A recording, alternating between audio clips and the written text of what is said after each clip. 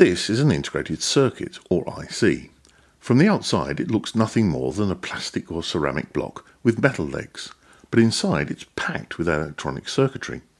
It's this circuitry and its powerful capabilities that are used to control most of the world as we know it today. Engineers use very simple drawings to describe complex ICs. These simplified drawings are called schematic diagrams and look like this.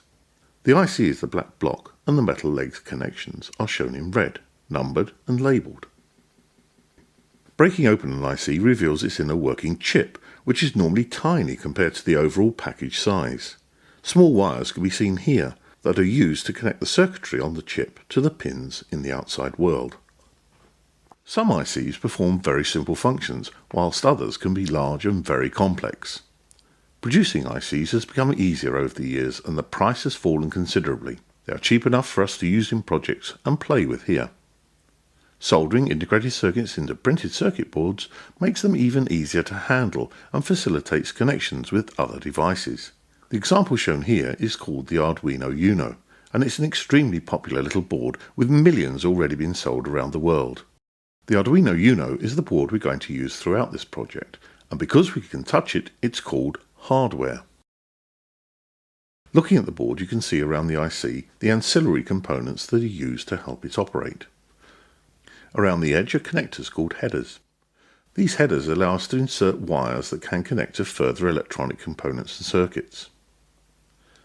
The white rectangular block is called a breadboard, and with it we can easily push in wires to interconnect switches and sliders for control, LEDs as indicators, motors for movement, stepper motors for precision movement, heat sensors to record temperature, passive infrared detectors to see evil, electronic compasses and accelerometers to detect movement, GPS modules to know where in the world you are, GPRS modules to send and receive messages via mobile phone, and/or Wi-Fi for internet connection.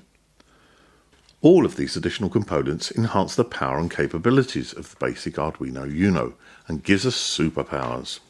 But how do we get the Uno to understand what we want it to do? How do we command it? This is the function of the second half of our armory, the bits we cannot touch. It's called software. With the Arduino, we write software on another machine and then upload it. Coupling the Arduino to a second machine provides us with all the control we need. The second machine can be a desktop, laptop, tablet, mobile, Raspberry Pi. All we need is a USB port. Programs called sketches in the Arduino world are written, checked and compiled on the connected device. Once this is completed correctly, the code is transferred or uploaded to the Arduino for implementation.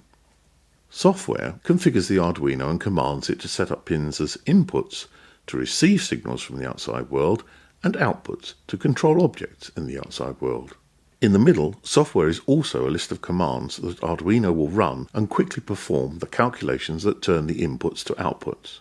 But what are these inputs and outputs? The Arduino is a digital device, and if you had a special pair of glasses that could examine what was going on inside, you'd simply see the circuitry switching on and off. Everything these days appears to be digital. Digital discs, digital radio, digital TV. But what is digital? And what was used before digital came along? Digital here means numbers, and computers use a limited set of numbers restricted to 0 and 1. These zeros and ones can be on or off, true or false, but computers operate so quickly they deal with much larger numbers, and we will shortly discover how they do this. Before digital, the world was analog. Rather than just on or off, analog can vary. Perhaps the best demonstration is light switches. Normal light switches are just on or off. Dimmers, on the other hand, allow us to vary the light level. Dimmers can make any value from off to full on, and any level in between. The inputs on the Arduino can deal with digital signals from buttons and switches, and analog inputs from sliders or knobs. As you may expect, it can also output signals that are digital and can appear to be analog. All connections to the Arduino are electronic, both input and output. In the final part of this course, we will learn how to control these signals so that they are large enough to, say, light an LED, or small enough so it's safe to use on the Arduino. We will also look at some brilliant online facilities that allow you to design, document, and even produce your own printed circuit boards. On the way, we will cover schematic drawings, breadboarding, and soldering. So, we have a Uno, a very popular and low-cost board that can even be powered from the USB port. High-quality software that is free to download and use, that works with many machines, a wealth of online community support, a wide range of add-on boards, and good links to electronics and the ability to build your own circuits. So let's progress.